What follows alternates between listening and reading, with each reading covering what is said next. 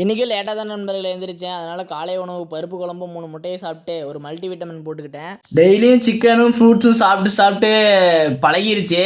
அதை விட முடியல. அது ஒரு அடிக்ட் மாதிரி ஆயிடுச்சு. நல்லதுக்கு அடிக்ட் ஆகுங்க, தப்பே இல்லை.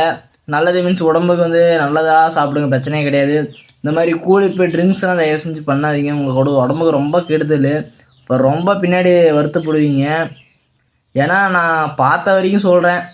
என் சுற்று வட்டாரத்தான், என் நண்பர்கள், வீட்டில் இந்த மாதிரிலாம் பார்த்து பார்த்து எனக்கு அது பழகிருச்சு. அதெல்லாம் வேணாம் அப்படின்ட்டு. அதனால தான் நான் இந்த ஃபீல்டுலேயே இறங்கினேன்.